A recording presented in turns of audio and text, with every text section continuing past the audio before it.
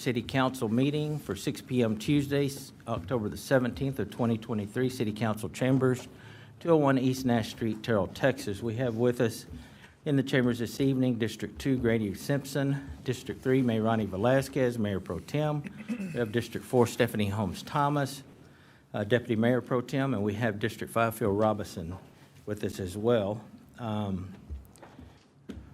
For invocation, we have with us Nick Esch, who is the Cornerstone Reformed Baptist Church pastor. Would you please come forward? If you would remain there until after the pledges, I have a little presentation for you.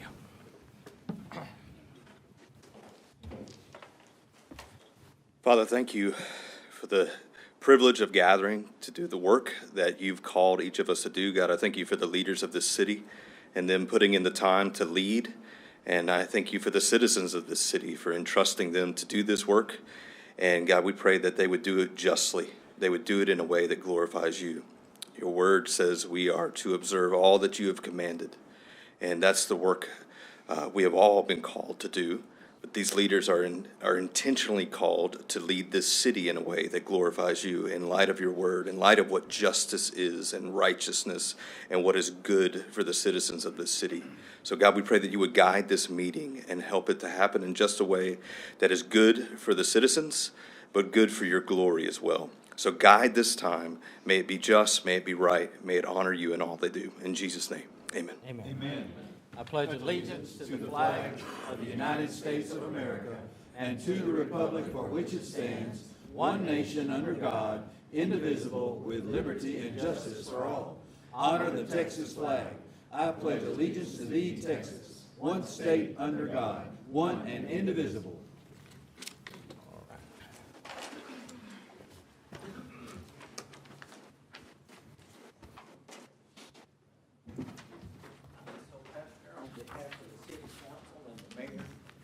Thank you for all you do for a faith-based community.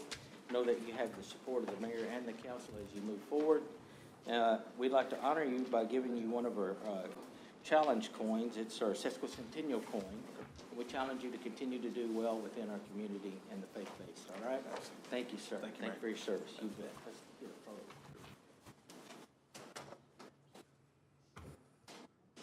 May look like we're holding hands. Yeah. Shake on. How about that?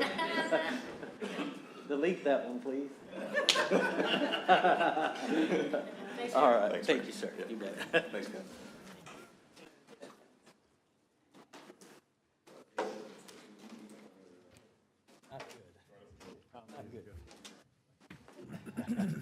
All right. At this time, we have mayor and council community recognition and events. I want to take a moment and say thank you to the Terrell Independent School District for giving the mayor the privilege of being honored on Friday, along with Bruce Woods, who is in the back of the room.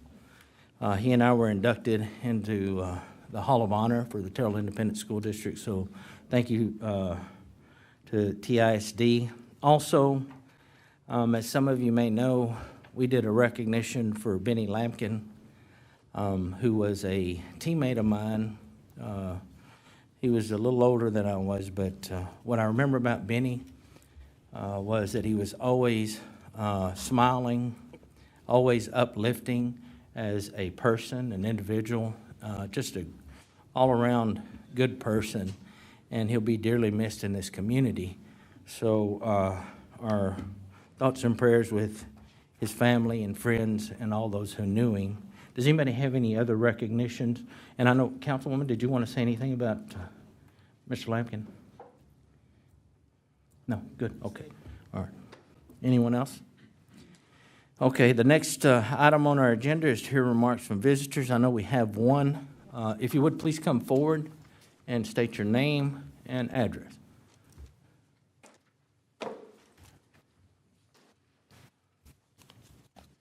Good evening, Mayor and Council. I'm Wade Gent. Most of you know me. I'm a partner with the Linebarger Law Firm here in Kaufman County. I'm here to speak on item 10.2, which is the consideration of a contract to award the collections for the municipal court. There was an RFP that I think the council's probably aware of, and a couple of different firms submitted it.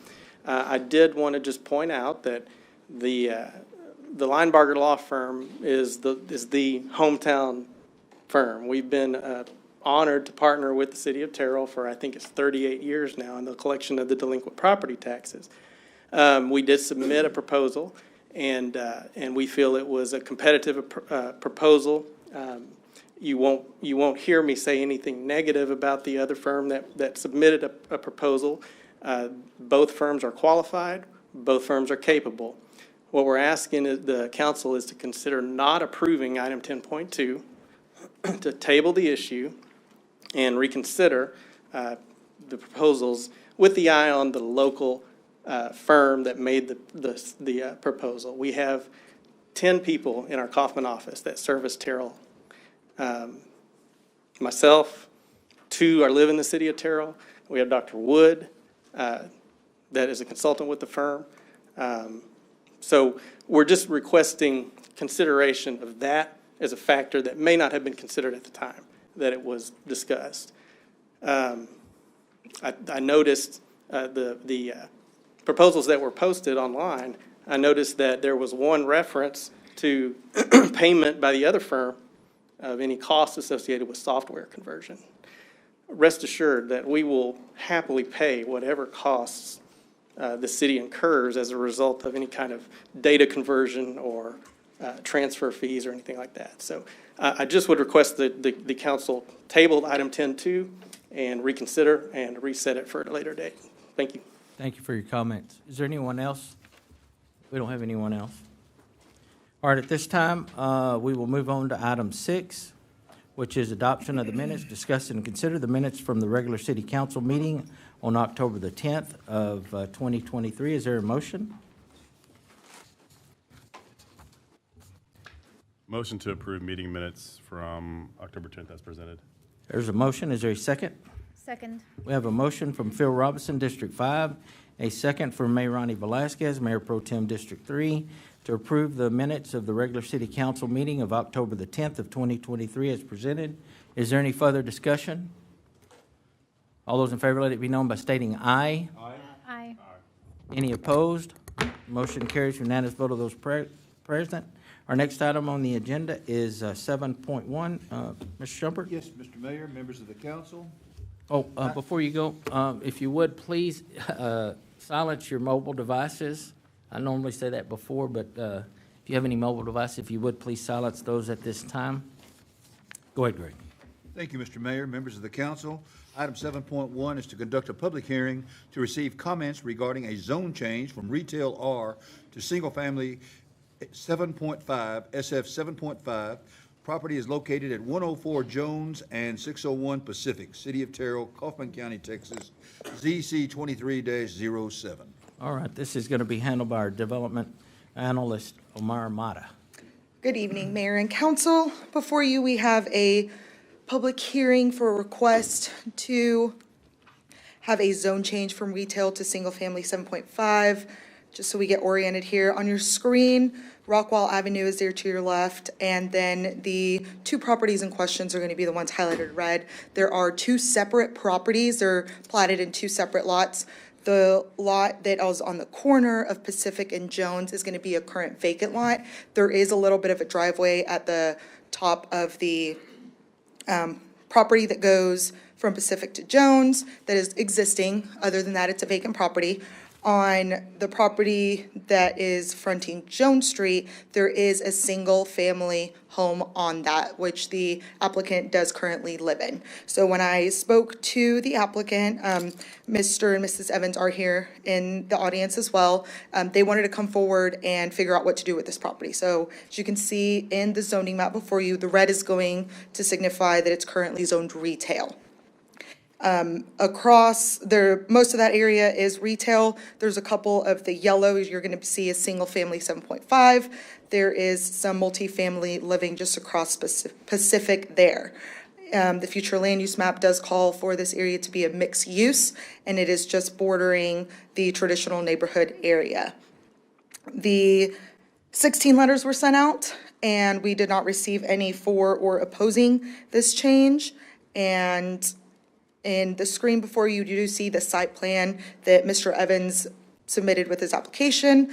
The reason for the zone change is that they would like to do a garage addition to their current existing house. Right now, they don't have any kind of structure that protects their cars. It's just a place for them to park. So they would like to do some form of garage, which under current zoning, which is retail, that would not be allowed. So we sat down, figured out what the game plan was going to be, and this is going to be a good approach for the end goal, being that they would have a garage addition under the new zoning. This is the current house that exists there, and since the future land use map does call for this property to be mixed use, staff does recommend approval of the zone change. Thank you, Ms. Mata. All right, at this time, we will conduct the public hearing and then bring you back up for item 7.2 to take any questions from the council. All right, at this time, we'll open the public hearing to receive comments regarding a zone change from retail to single family for property is located at 104 Jones and 106 Pacific, City of Terrell, Kaufman County, Texas. Is there anyone who wishes to speak on this matter? For or against? Okay, hearing none. We'll close the public hearing and move on to 7.2. Yes, Mr. Mayor, members of the council, we bring to you tonight on first reading ordinance 3021, an ordinance of the City Council of the City of Terrell, Kaufman County, Texas, amending Appendix 2 zoning ordinance of the City of Terrell by changing the zoning classification on certain real property, more particularly described as lots 2R and 3R, Block 350, Terrell Revised Edition, and also known as 601 Pacific Avenue and 104 West Jones Street, City of Terrell, Kaufman County, Texas, as specified in warranty deeds dated November 4th, 2020 and February 8th, 2022, attached hereto as Exhibits A and B and made a part hereof for all purposes from Retail R to Single Family 7.5, SF 7.5, providing for the repeal of conflicting ordinances, providing for severability, and providing an effective date. And it's also noted that this matter was considered by P&Z on the 28th of September and voted unanimous approval recommendation. Okay. All right, does anybody have any questions for Ms. Mata on this item? This is ordinance number 3021. I have two questions for Myra, maybe a third one depending on your first answer. Is the plan to complete the zone change first in order to follow our ordinances and attach the garage to the existing home? From the discussion that I had with Mr. Evans, the site plan, I'm sorry, I'm going the wrong way. The site plan that they submitted, they would like to do a garage. It's kind of hard to see on here, but if you look at the top right-hand corner, it is kind of outlined in red where it says car and car, a 22 by 32. That's going to be kind of the location of what they were thinking. They will have to go through the building permit process, turn in all plans, and then our building inspector will review, make sure everything is to line. If something does not conform to the zoning, they have the option to go before ZBA and request a variance if need be, but that is kind of the game plan that he had moving forward for it. What I'm hearing you say, Amira, is that the plan submitted would be for detached garage? That is correct, yes, ma'am. And our city ordinances allow for a detached garage at this time, or no, that's why they would have to go through a variance? The detached garage does have certain specifications in the zoning. The variance would more or less be requiring setbacks, size, location, things like that as well. Okay, thank you. That answers my questions. All right, does anybody else have any questions? This is 6-0 by P&Z. Yes, sir, it was a P&Z recommended approval by a 6-0 vote. Awesome. Okay, anyone else? Quick question, I went and saw this plat today. Question for you, how is there a home on this plat currently if it's zoned retail as it stands today? So the zoning, most of the time, doesn't always have to do with the current use of the property. So it could be multiple things. I would have to go back and do research, but more than likely what happened is a single-family home was constructed there. At some point in time, the P&Z and council decided to rezone a large area of that, and at that time, the existing use would have been able to continue at that time. So it might have been that the current zoning at one point in time was for single-family use there. Over time, through comp plan, zone changes, et cetera, it changed to be that retail, and then it would do. But I'm happy to go back and look for exact dates, but a lot of things like that happen. So it would be currently a legal non-conforming use. Grandfather. Correct. Yeah. Okay. And that would mean, Omira, to follow up on Phil's question, that is it 6 months or 12 months that have to lapse? So you can rebuild an existing structure, like maybe the home was rebuilt, as long as it was not unoccupied within, is it 6 months, 12 months? To be non-conforming? I believe the correct answer is going to be 6 months from you losing your legally non-conforming use, if that's your question. So, for example, if the current occupant were to move out and, let's say, sell the location, then at that point, if it's vacant for 6 months, it would then transfer to the current zoning, which would be retail. So a dental office could go in there, for example. Okay, thank you. Yes, ma'am. Anyone else? All right, this is a discuss and consider, again, on ordinance number 3021. Is there a motion? Motion to approve ordinance 3021. Is there a motion? Is there a second? A second? We have a motion from Phil Robinson, District 5, a second from Grady Simpson, District 2, to approve ordinance number 3021 as presented. Is there any further discussion? Hearing none, all those in favor, let it be known by stating aye. Aye. Aye. Any opposed? Motion carries with unanimous vote of those present. Our next item on the agenda is 7.3. Greg? Yes, Mr. Mayor. First of all, members of the council, before we consider this next item, these next two items actually, we've been made aware of the fact that the applicant in this for a specific use permit is a relative of the mayor. That being the case, we've advised the mayor to recuse himself from any consideration of this matter, and as a part of that, to pass the gavel to the mayor pro tem, which he has done, to consider these next two items only. So we would go on with number 3, would be to conduct a public hearing to receive comments for a specific use permit to allow the use of used car dealership. The property is located at West Everett Addition, Lot 1, Block 1, on 1.91 acres, also known as 5878 U.S. Highway 80, City of Terrell, Kaufman County, Texas, SUP 23-07. And Omira Mata will present item 7.3. Thank you, Mayor Pro Tem. Council, before you, we have a public hearing to receive comments for a specific use permit to allow the use of a car dealership. This property is located on US Highway 80. If you see there, it's where the spur comes there and meets with Highway 80. So the new thoroughfare is going to go, the outer loop, there we go, is going to go right there to the left of it, and then Terrell's going to be on the right of your screen. If we look at the current zoning, it is currently zoned highway corridor, which for the use that the applicant has come forward, a car dealership is allowed by a special use permit in highway corridor and retail, and it can go by right in commercial and light industrial zoning.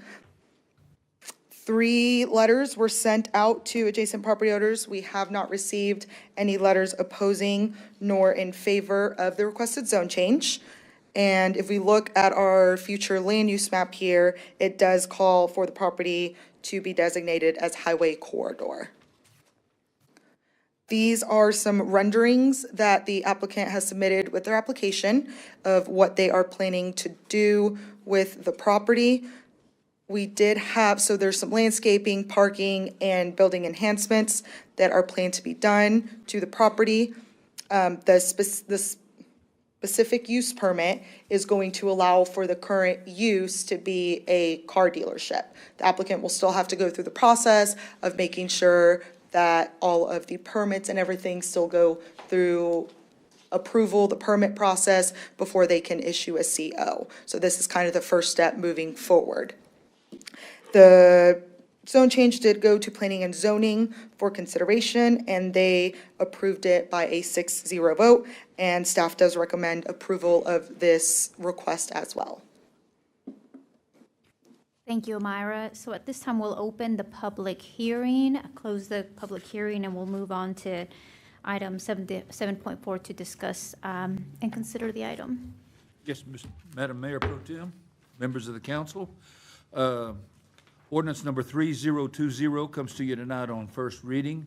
An ordinance of the City Council of the City of Terrell, Kaufman County, Texas, granting a specific use permit under the provisions of Section 31B, Appendix 2, zoning ordinance of the City of Terrell to John Eric Garcia, allowing an exception to the provisions of Section 28, Appendix 2, zoning ordinance of the City of Terrell for certain property more particularly described as Lot 1, Block 1, West Everett addition to the City of Terrell, and also being further described as 1.91 acres of land out of the Thomas A. Waldrop Survey, Abstract 597, Kaufman County, Texas, by permitting a car dealership to be located on said property currently zoned as Highway Corridor HC, according to the plat attached hereto as Exhibit A, and made a part hereof for all purposes, providing for the repeal of conflicting ordinances, providing for severability, and providing an effective date. And as was mentioned, it was approved by P&Z by unanimous vote. Thank you, Greg. To do a little house cleaning here, we did not have anyone come forth in favor or opposition to speak during the public hearing. That's why we closed it and went to item 7.4. So Omira Mata will present this item again.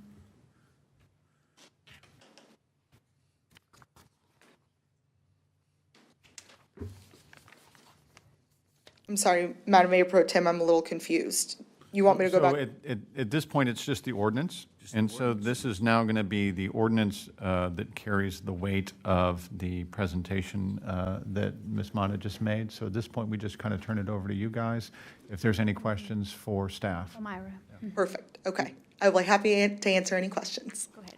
Did we give time to allow for public comment? I think we need to go ahead and go back and open and close the public hearing, if you would, Madam Mayor Pro Tem. We didn't ask if anyone wanted. It wanted to speak for or against. Why don't Do I- you do I need reopen the any- public hearing and ask if anyone wants to speak for or against this proposal? Okay, at this time, for house cleaning purposes, we will move back to item 7.3 and open the public hearing for anyone that's here to speak in favor or against item 7.3. Hearing none, you can move forward. So hearing and seeing none, we will move forward to close the public hearing and move on to item 7.4. And if council has any questions for Myra, please feel free to ask. Omar, is this the existing collision repair building that's there that they're going to be updating, or is this a new facility that's being constructed? To my knowledge, this is a building that has been sitting vacant for quite some time. That they're going to upgrade? Correct. It has not been in operation for, I don't know the exact amount of time, but it has been a while. And this parking lot is currently not at that location, right? That's all going to be, Correct. Everything will have to be brought up to current code. That is correct. Yes, sir. okay. Now, the renderings that the applicant submitting, this does not in any form count as their building permit application or anything. This is just kind of a guideline that I always recommend for applicants to move forward. That way you guys can get an idea of what the applicant has in mind, kind of what it's going to look like. And so this is what they presented coming forward. Okay. When you look at highway corridor, would this type of business already be acceptable? Yes, ma'am. So the use is accepted in the highway corridor with a specific use permit.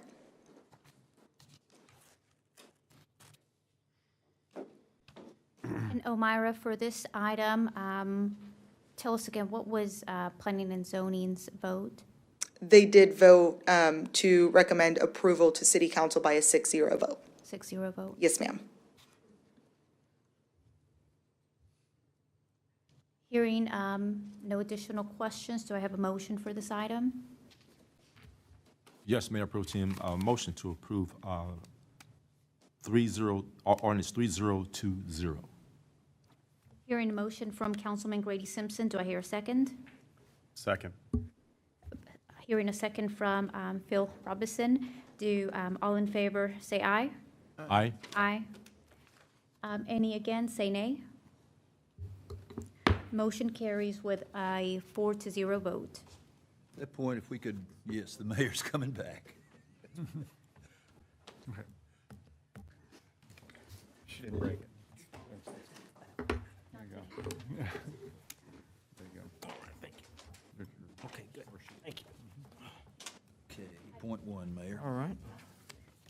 At this time, we will move on to item 8.1, discuss meeting calendars.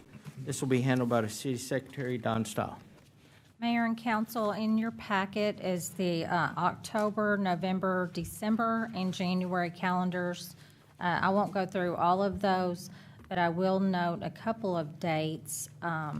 We will have a city council meeting on November 7th and the 14th.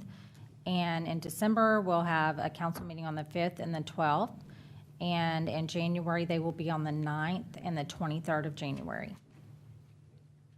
Does anybody have any comments on those dates for staff? Don, I just have one question. Do we have a estimated time frame for the staff holiday event? Well, I believe it was going to be on the 7th, but there was also a question about whether it was going to be on the 14th. It's kind of been back and forth between those dates. Does anyone have that? We're going to give you a final date in the next day or two. We're pretty much locked into the 7th, but we've got one little thing to check, so just give us a little grace there. Thank you. I just wanted to state that I noted the change in meeting frequency. It looks like you guys were really receptive to and listened to mine and Councilwoman Thomas's comments regarding meeting frequency. We appreciate that, and I'm happy to see we're moving in the direction of using our time more efficiently. So thank you, staff, for Very good. addressing those concerns. I see a big smile on this side. I was gonna say the same thing with tear-filled eyes. Just, I'm so glad and emotional. I just been praying for this for so long, so I can continue to serve my my citizens and get a little more time to prepare. So I appreciate that as well. Okay, anyone else? Well, again, from the mayor to the council, thank you for hanging in there. We did, it was a big ask to get to this point, and thank you for your comments and your input as we move forward. We'll continue to do that. So next item on the agenda is 8.2, discuss and consider Civil Service Commission appointment. This is going to be, Mayor, are we postponing this item? Yes, I owe Councilman Simpson a little briefing on this, and I hadn't had a chance to do that yet, but I'll do that here momentarily, and we'll bring it right back next week. Yes, Mayor. So is there a motion? I also reached out to the individuals that you and I talked about, so we'll have something like next week. Very good. Is there a motion to postpone? Yes, Mayor. I'd like to postpone the council, the civil rights, but the civil board appointees for replacement. There's a motion. Is there a second? I have a motion from Grady Simpson, District 2, a second from Phil Robinson, District 5, to postpone the appointments and reappointment of the Civil Service Commission. Is there any further discussion? Hearing none, all those in favor, let it be known by stating aye. Aye. Any opposed? Motion carries unanimous vote of those present. Our next item on the agenda is 8.3, which is discuss and consider appointment to the Zoning Board of Adjustments. Again, this is going to be handled by our City Secretary, Don Stahl. Mayor and council, this falls under the oversight of Phil Robinson, and I think he would like to postpone this item. Is that correct? That's correct. I currently have two interested parties in the appointment to the ZBA. One applicant I just got very recently. I just want to have time to vet both of the candidates and see which the best, which is most appropriate. So I'd like to postpone. All right, is there a motion? Is that your motion? Motion to postpone the appointment discussion regarding zoning board of adjustments. All right, I have a motion. Is there a second? I second. We have a motion from Phil Robinson, District 5, a second from Grady Simpson, District 2, to postpone the appointment of the Zoning Board of Adjustments appointee. Is there any further discussion? Hearing none, all those in favor, let it be known by stating aye. Aye. Any opposed? Motion carries unanimous vote of those present. Our next item on the agenda is 8.4, discuss and consider Paddock Board appointment. This is going to be handled by City Secretary Don Stahl. Mayor and council, the Paddock Board roster is in your packet. Matt Oakley, his term expires December of '23, and he would like to be reelected or reappointed. And Myrani Velazquez, her term ends December of '23 as well, and she does not wish to be reappointed at this time. This board is, or that position specifically, is appointed by council. It is a council position, and so that would be up to y'all to reappoint. All right, council, I'd like to make a motion on this item to go ahead and reappoint Matt Oakley to the Paddock Board, and also to appoint from our council Stephanie Holmes Thomas. So that would be my motion. Is there a second? Second. Second.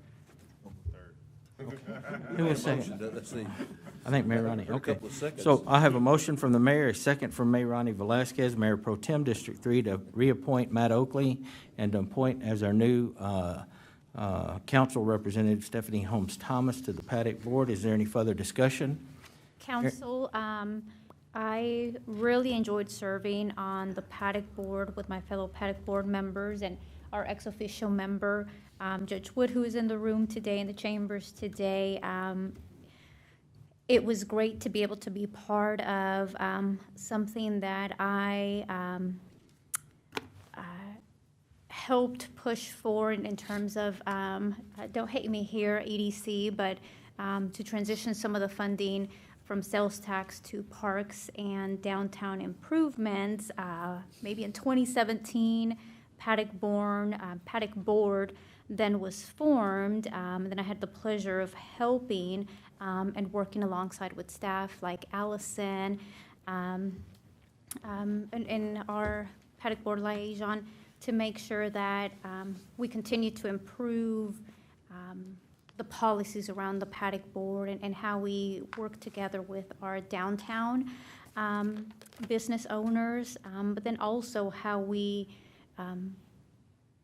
equitably help improve our existing parks. And I am honored and so thankful that my council member Stephanie Holmes Thomas will now take the reign, because I know she is very passionate about parks as well and wants to make sure that we do a good and equitable job in not only downtown and parks, but across the city of Terrell. Okay. Thank you, Councilwoman. Anyone else? So there's a motion and a second. All those in favor, let it be known by stating aye. Aye. Aye. Any opposed? Motion carries unanimous for those present. Our next item on the agenda is 8.5, discuss and consider appointment to Kaufman County Appraisal District Board of Directors. This is going to be handled by City Secretary Don Stile. Mayor and council, we've received a letter from the Kaufman Central Appraisal District that they would like us to reappoint or to appoint someone to that board. Currently, Karen Jones serves as the representative for Terrell, and this member also represents the non-voting entities of the City of Oak Grove, the City of Oak Ridge, and Trinity Valley Community College. She would like to be reappointed for a one-year term, which will end December 31st, 2024. Okay. And this falls under the entire council, right? Yes, this is a group So, effort. as some of you know, Kaufman County Appraisal Board is a little bit controversial, to say the least. So if you got somebody who's willing to go for a year, I say we jump on that offer and reappoint Karen. Does anybody else have any? Did you have anybody in mind that was interested in it, or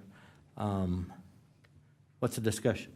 That was my question. Were there any other, We did not have any applicants or anyone that showed interest. The problematic thing this time around is that state law just changed, and by the time we get 1 year in, and there's an entirely new process under state law for selecting those board members, and it's extremely complicated, so I won't even try to go through it right now. But all of the current board members will basically be subject to that new procedure in about a year. And, from a continuity standpoint, anybody you put in new will have a year of service and then not be on the board anymore. So you got a little bit of an awkward state law issue to deal with here. Yeah. So my question is, I don't have any history with Karen Jones as our appointee to the board. I would like to know sort of how she was vetted initially and what her qualifications are to kind of understand how we got where we are today. And So she was appointed by the council at the time. Now, here, like Mike said, I met with the appraisal district Friday morning, and so the way they're gonna do it in the future is not how it's been done in the past.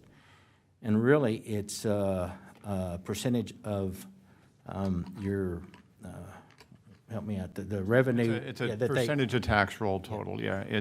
So they're moving to a process where 3 will be generally elected by a popular election of county voters, and then 5 will be elected by voting strength of the taxing districts based on a 15-minute long complicated formula about how many votes each voting body gets.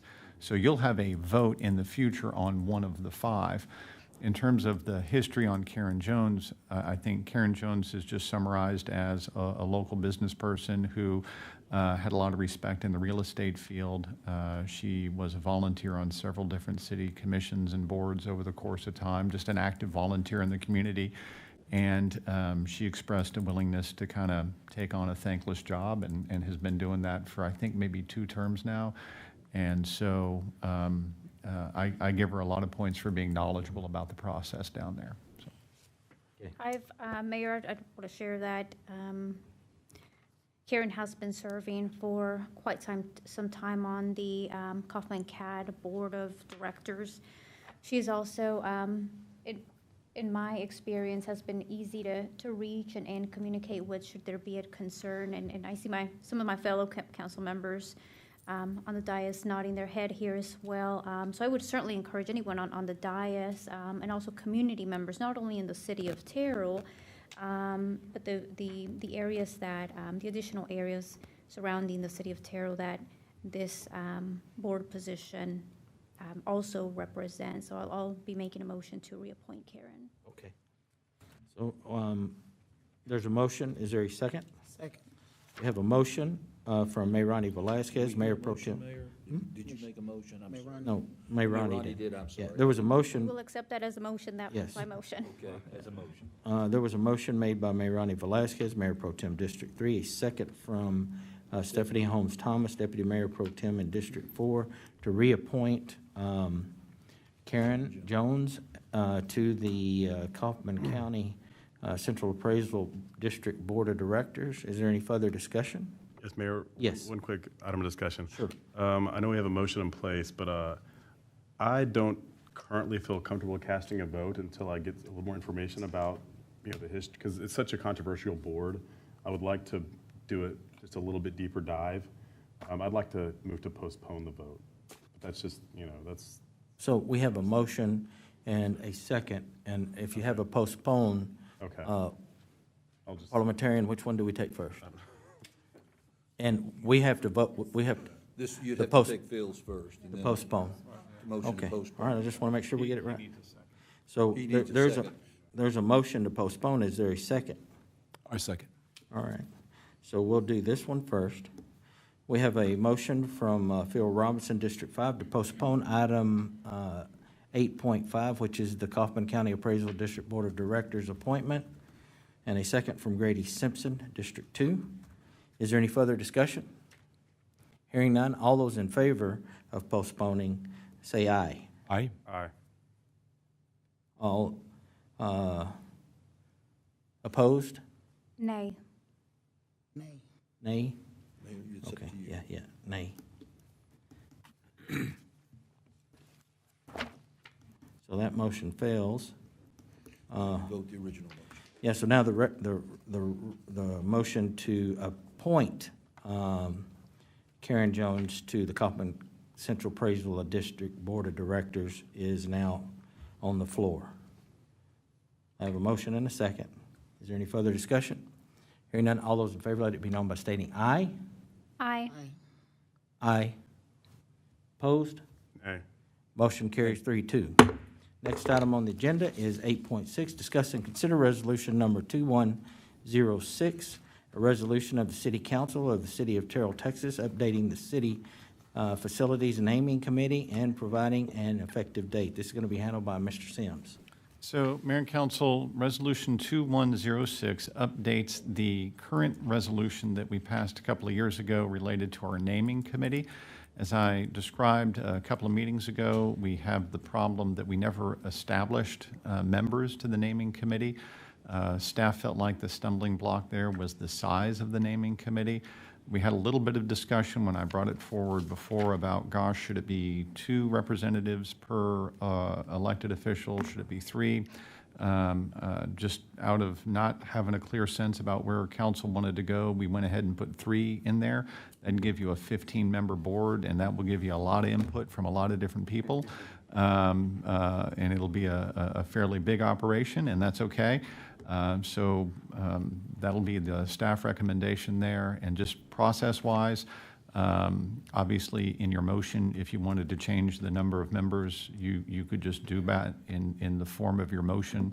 And then also, just to let you know, I would anticipate that it's going to take, I'm going to say, at least a month for everybody to gather names and then for that to come back. So whenever you're ready to vote on this resolution, I'd say maybe 4 weeks after that, we would try to have a deadline there for folks to give us the names. So with that, I'll turn it over to you, Mayor. Okay, so this is a discuss and consider resolution number 2106.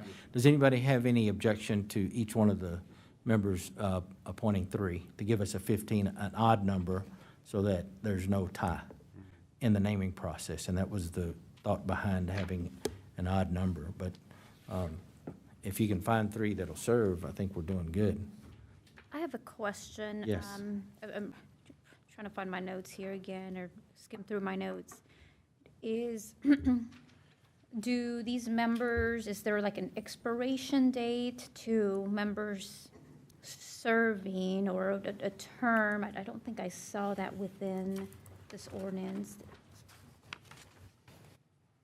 So I'm guessing, but I'm not sure, Mike, is if they serve at the will of the mayor and the council, then we could reappoint at any time.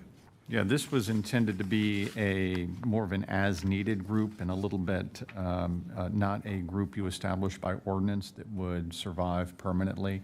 You're going to think about this as being up and operating for probably about a year while they work through a series of these key naming issues. You got some streets, you got some park facilities, you got a couple of lakes, and da-da-da. I think you would use this for somewhere around a year to struggle through naming all the right stuff. And then when they finish, you would say, great, you're disbanded. We'll reconvene a different naming group, a couple of years from now if you want to do some more naming. So I wouldn't think of it as a permanent group with term limits and that sort of thing. So for legal, based on what I heard from our city manager, Mike Sims, does it sound like we'll need to have this discussion, again, if this ordinance passes in the future, when we want to disband the committee, we'll need to bring it forth to disband? Yes, this is not a permanent committee, Councilwoman. It's not like our regular committees. It's not subject to term limits. It's only there to exist during the naming process. Once the naming process is completed, it's disbanded until such time as council sees fit to appoint a new committee to do additional renaming if the need arises. Yeah, and again, just thinking about process, the wording of the resolution says, okay, you're also going to charge them with the list of things you're interested in them working on. So if it's your preference, you can say, hey, just work on park facilities and we'll save the streets for later, or whatever else you might think. So you create the committee, and then there's a provision in here where you need to charge them and give them instructions about the topics you want them to cover. And then after that, they're really only recommending things to you. So they'll come back to you after they make their considerations, and they'll say, hey, we thought about these 5 names for these 5 things, and here's our recommendation. It still is up to the city council to say, yes, we like those names, we're going to vote to approve them. So just process. Everybody clear? One quick comment. A 15-member board seems rather unruly, like a lot of members putting in a lot of input. Maybe, I understand the need for an odd number of members. What if we went with maybe 2 members each and the mayor picks 3 or something like that? Or if you guys are comfortable with 15, that's fine as well, but that just seems like such a large board to make a decision. Yeah, no, I agree. I guess getting 15 members and/or 11 members together for a meeting is probably not going to happen, but they may have some input. I don't know. But I'm good at however y'all want to do it. This is, I can go either way. So the committee, will they be bound by Robert's Rules of Order for quorum, or? Yes. No, so they will? So they will. So if we say 15, then what is that 8? They'd have to have 8 for quorum. Yeah. 8 to show up. Yeah, I mean, that does sound like a little too much. I mean, I would be in favor of 7 if, the mayor's okay with submitting one name. That's not gonna work. I think Oh, you we'll mean go y'all get maybe 2 and I 9. get 1? Is that what y'all do? 2 and then 1. Hold on a minute. Your math is off. Wait a minute. 8 or 9, 9, 9, 9, there we go. Thank you. No, Stephanie's great with numbers, yeah. Hold on a minute. So y'all want 2 and I get 1? Yeah, we can do that. I'm good.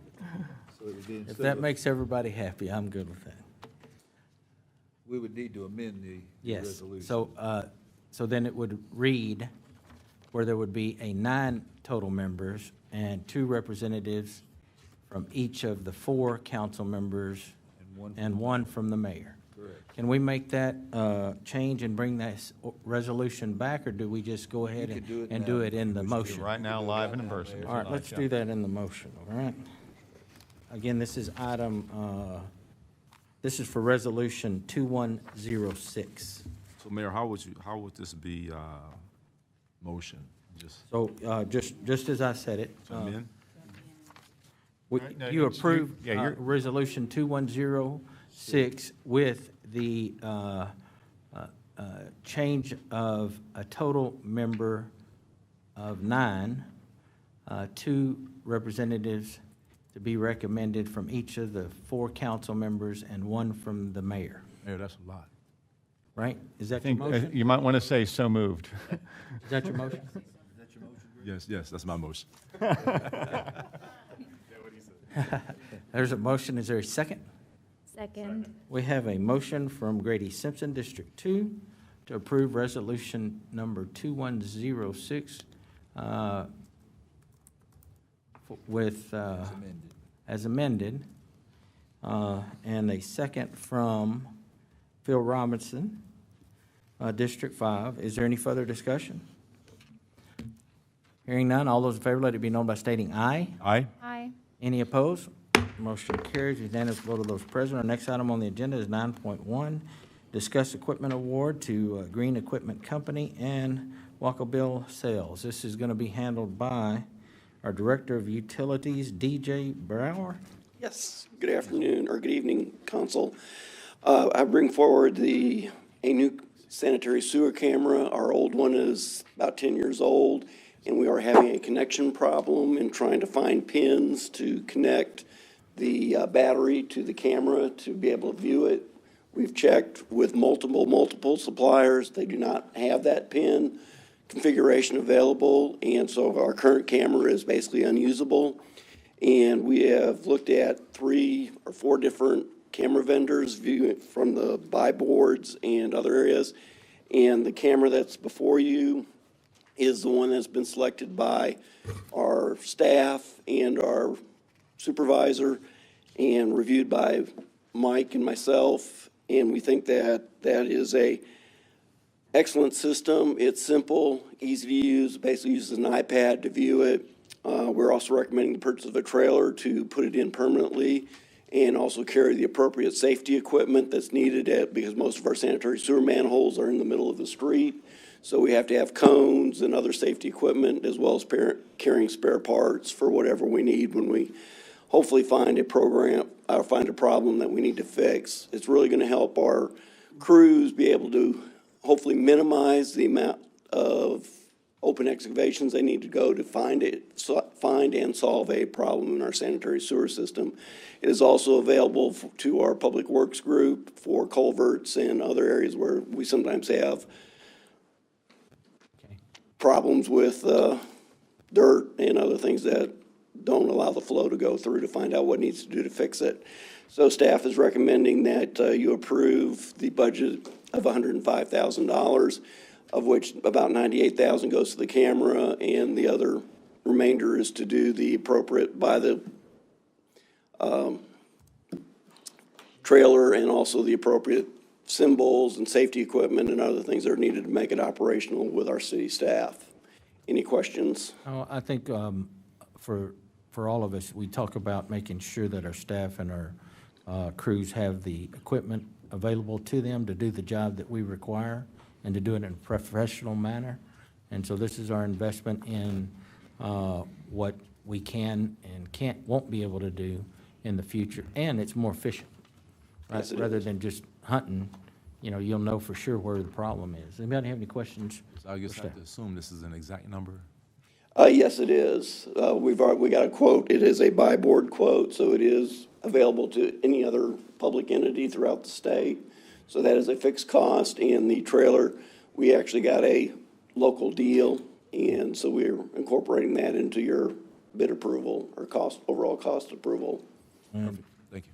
What does the warranty look like on this camera? I specifically don't know, but I think it's a year at a minimum, and it may be longer. I'll have to get back with you on that. Is this usually about the standard, a year on Yeah. equipment like this? In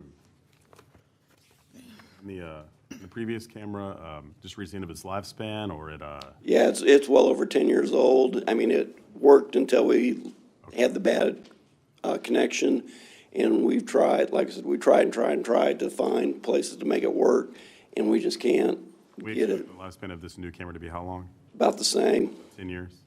Okay. And did we look at possibly leasing versus purchase, and if that We makes sense didn't to on us? this particular item, Okay, all right. because it's such a, sanitary sewer system is such an unfriendly environment that, we could, if you want us to, we can look at leasing, but I think in the long run, we are getting a better deal purchasing it and maintaining it ourselves. Okay, all right. Anybody else? This will come back to us next Tuesday? Yes, or be on the next consent meeting? agenda. Okay, all right. Well, Yes, I'll save mine for discussion. this is discuss, we're not gonna, this isn't No, it's gonna discuss and list down. consider, yeah. I'm actually, this is an item I'm very excited about to see on the agenda. Because we approved $150,000 for this specific item. We came under at $105,000. We're currently borrowing a similar camera, or asking to borrow a similar camera when needed from external entities. And I know over this last year, we've looked at, not only over this last year, but over this last year, as I recall, we've looked at more than one sewer line in District 3, and there's another one. Oh, there's that I expect multiple. to be able to use We've got this. multiple sewer problems. Yes, Especially since aging. Terrell has got a lot of old areas of town. Newer areas, yeah, it's less likely we're gonna use it, but definitely in the old areas. And with the new areas, we're also requiring the new developers to camera the lines twice, basically once after they install it, and then again, once after they put the paving down. And that's as part of their development costs. So we will have that record. So we, the staff, doesn't have to spend the time doing something for all these new residents, so we can focus on the existing challenges that we have with our sewer system. Thank you. I would be fine with this item coming back on the consent agenda. Anyone else? Good, thank you. Thank you. Our next item on the agenda is discuss handbook, employee handbook updates. Mr. Sims? So, Mayor and Council, this is really an item where we're just putting the document into the form you need. You've seen this material by and large before in terms of some PowerPoint slides. There's a change in Chapter 5, Sections 9 and 10 related to assignment pay and education certification pay. That's the exact same information as we had during our budget retreat time. Same thing on the leaves. You saw parental leave before. You heard us talk about that ISD volunteer program and giving some paid time off for that. You now have that in written form. That's over there in Chapter 7. So I won't go through any of the details here. I just encourage you to take a look at that in your binder. And we hope to bring it back soon. Hopefully, everything in there is pretty recognizable because we sort of vetted it all before, but I'm happy to answer any detailed questions about it. You can shoot me an email about it, but we do intend to get it back on the agenda either on the 24th or on the 7th. We would like to have it in place because it does have to do with some of the employee compensation issues. We'd like to get it in place so we can do our compensation updates on the 15th payroll. So that's our goal, and I'll just give you some time to look through the document. And this will come back to the council for final review? Yeah, absolutely. It'll need to be voted on. All right, Yeah. cool. All right, so this is just a discussion item, so if you would reach back out to our staff on this item. Council, if there's no exceptions, the mayor moves to suspend the rules and move item 13 up to now. So is there anybody, any exceptions from the council? All right, at this time, we're going to move into, or adjourn into executive session in accordance with Section 551 of the Texas Government Code to discuss the following. Section 551.072, deliberations regarding real property. Section 551.087, deliberations regarding economic development negotiations. We're going to move over into the Tommy Spencer room. At this time, we will be in executive session.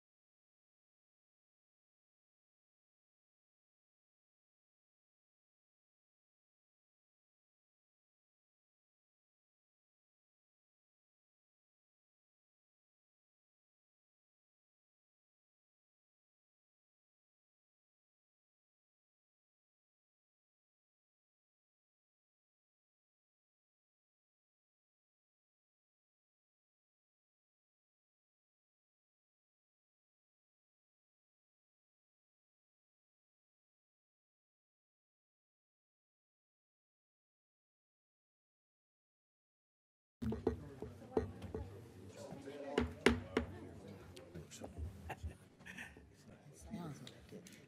could.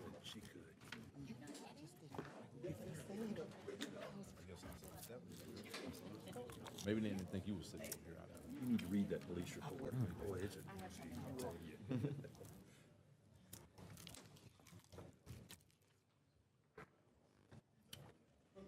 Ready?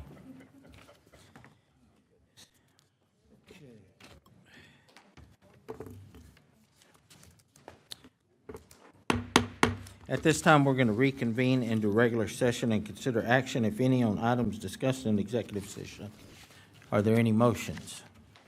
Hearing none, we'll move forward. We are at item 10.1.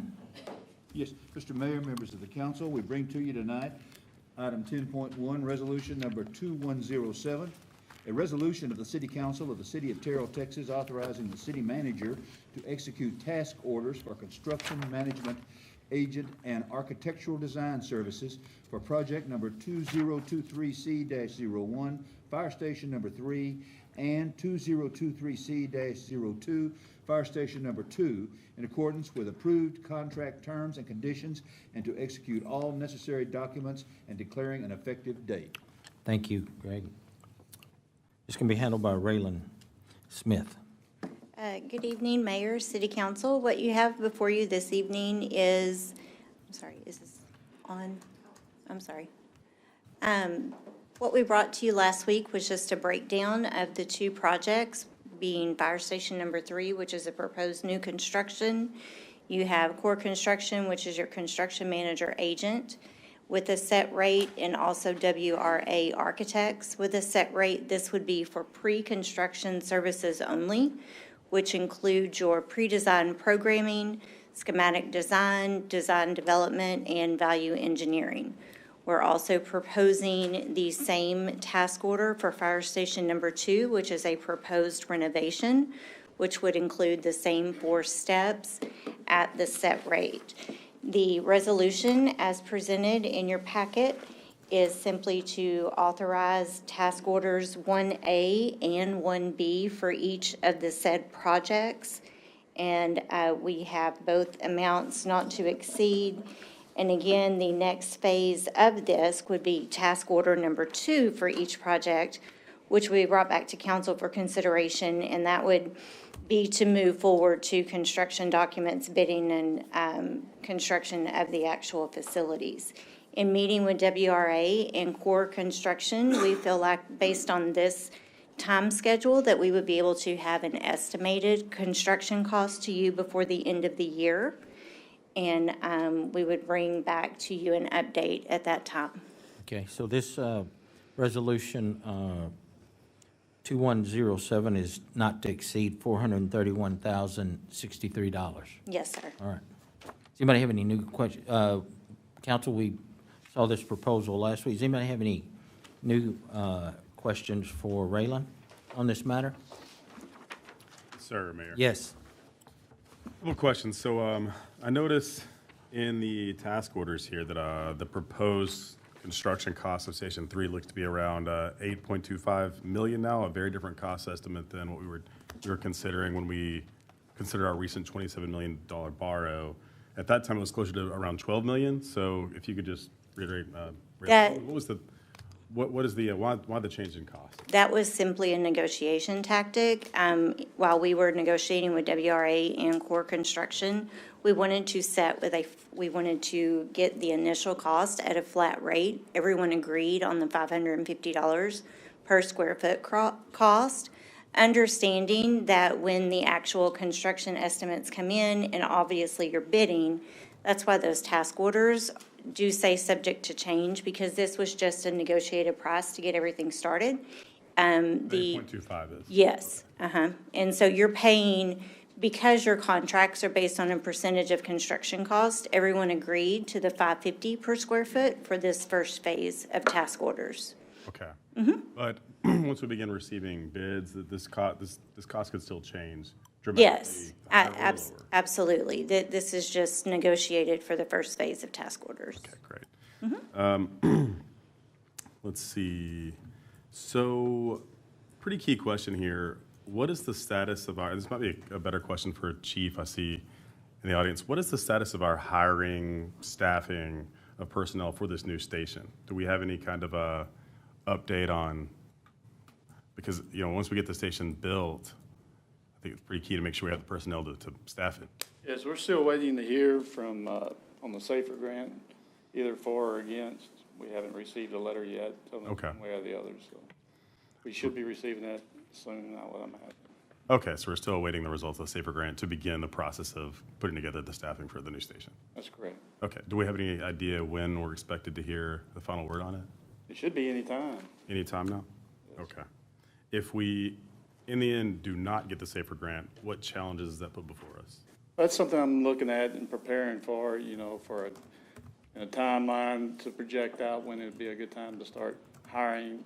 The plan was, if you remember the timeline that I gave before, was that we would go for 10 this go around and then come back and go for 5. So we would just massage that in, and we'd have to plan the budget also for personnel, and then apply for the second grant coming up next year, starting in January. Yeah, you have to remember, we get 2 bites there are 2 opportunities to apply for that grant. One was the grant that the period open where we could apply in January of 2023. There's another application round in January of 2024. So we'll put equal effort into that one, and just manage our staffing accordingly, according to what we hear from that.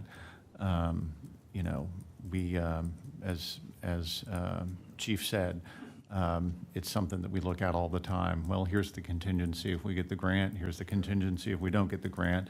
But yeah, it's going to be a major effort, and I would say that I don't see it as a lengthy delay if we have to wait for the January 2024 grant period to be our grant opportunity. I'm not looking at that pessimistically. I think that we can take either of the 2 grant periods and still be successful to fully staff our operation here. In time for the station build? Yes, sir, yeah. What's the projected timeline for completion potentially? Or are we even to the point yet where we kind of have an idea of that? So their projected timeline is you would actually not be under construction for a new station for about 9 to 12 months. It's going to take anywhere from 9 to 12 months to completely go through design and the bidding process. So you're looking at October 2024 before you're actually starting your build. So you'll spend a good year just bidding and making sure all the documents. It's very time consuming on that side. And then you still have, a 12-month build. So there's a lot of time built into that. Yeah, and I think that the most obvious thing for us is the sooner we can get those folks here and get them trained and get them used to our way, getting them to know our city, all that sort of thing, that's beneficial for us. So Chief LaCroix was originally aiming for do it as early as possible, house them at Station 2 and Station 1 while they're learning the city, and then be able to deploy some folks who had a lot more experience. So the more months of experience they get, I think that's great. I agree with that strategy. But if we have to wait for a different year of the grant, it hurts my training opportunity, but it doesn't hurt actually opening day and having those people there. So as long as we're on top of that and kind of focused on making sure that happens. Major issue. Yeah. So for Council Robinson's, let's be clear. I think what he wants to know and be sure of is, can you envision a scenario where we move forward with this fire station and then we have no staff? Is, that I think we should go on record and say we feel confident that we're going to be able to staff the fire station by the time it's built out, which is still, 2 years out. Yes, that's what we're looking at. Okay. We can't hinge everything on a SAFER grant, whether we get it or we don't get it, so we have to plan accordingly. But right now, we're trying to take advantage of those opportunities and not hire before we weigh out all those opportunities. Oh, absolutely. I mean, you know, it's a concern, it's a good question from the councilman about where we're going to be, but I think we've vetted that and talked about it, and we're in a good position moving forward with it. Does anybody else have any questions, comment? I have an additional question. How much, remind me here, any staff member, how much did we budget for these items in FY '23-24? So Just if wanna you go know back if we're to, under- if I want to make sure that Raylan is going to help me answer the correct version of this question. In the 2023 C borrow of $27 million, we had allocated a dollar amount for, as Councilman Robeson just mentioned, the dollar amount we said, okay, that's probably the dollar amount for the fire station itself. And I'm going to call that 12 million off the top of my head. The inflation contingency was 3 million. Fire Station 2 was 2 million, and I believe professional fees were about 2 million. Did I say that right, Raylan? I passed my test. So this is not all of your professional fees. This is the first chunk of the professional fees, and remember what Raylan's strategy is here. We don't even want to give them a task order to create final construction documents until council has vetted it, seen it. You'll have seen this early stage of the process and reviewed it. And then we literally won't be able to go to the next step until there's a second council vote with another resolution that Raylan will bring forward. That's why she mentioned task order number 2. Task order number 2, that resolution will be about, okay, now we think we're really honing on of it's okay for that architecture firm to really truly draw up the final plans. And you'll have seen a schematic that you will have needed to vote on before we move to that step. And that will be the overall part of that estimated $2 million budget. This is just the first 400 or so on thousand to get you there. Okay. One final comment from me, I think this is important to note and to say out loud in this meeting. As an extraordinarily important aside here, I think, I'd like to see both us as a council and staff sort of take the lesson here that in the future, perhaps we shouldn't put the cart before the horse with regard to our borrowing, because now, like, as we sort of had thought through and discussed in these sessions, the 27 million was likely an over borrow, because we're seeing now that the cost of the fire station is going to come in quite a bit lower, than what we projected. So, to me, as a lesson, we should consider the fact that let's not put the cart before the horse next time. Let's maybe get some closer cost estimates before we do the borrow, and then we can sort of have a more accurate amount to borrow. I understand the contingencies, but to me, it seems that we went a lot higher than we projected. Yeah, and I remember we took the recommendation from the financial group that we hired. Who were they? Hilltop, as to the amount that we could borrow that wouldn't affect the tax rate, so that we could take the overage and put it towards streets and drainage and some other projects that were important. So that was the purpose of going at the 27 million versus considering what the cost of just the fire station was. And I think when it's done and we have that extra money to put into streets and drainage and all of that, and we don't have to go back and borrow and maybe the rate be higher. So we were able to, remember, we were able to negotiate all of that through at that 27 million. So, and that's a good point, though. I got your point. I agree, Mayor. I just do remember many situations where one of the major facets of the discussion was that we were Yes. borrowing for a $12 million fire station and this much money for engineering costs, construction, and all that's coming in projected to be quite a bit lower than we expected. Right. So my thought is Good. maybe next time let's do a little bit better job of. Thank you. Anyone else? I just think it's important to remember too, sometimes when you try to get into exact numbers, you can shoot too low and hit. I don't want to shoot too low and hit. We went for the sky, and Terrell is going to be better for it. Okay. Good, thank you. Can I give you this commitment from me, Mr. Robinson? If it calms your nerves, that'll be on my mind too if I'm on that council. That extra money from the borrow, we hear it, streets, drainage. Yes. I'm gonna keep that at the top of my memory, and that may allay some of your anxieties. Appreciate that. I would Very much concur. appreciate that. Let's don't spin before we get there now. Hold on. Calm down a little bit. Next. Who else? Anyone else? All right, thank you. So this again is going to be Resolution 2107 in an amount not to exceed $431,063 to get this up and running. Is there a motion?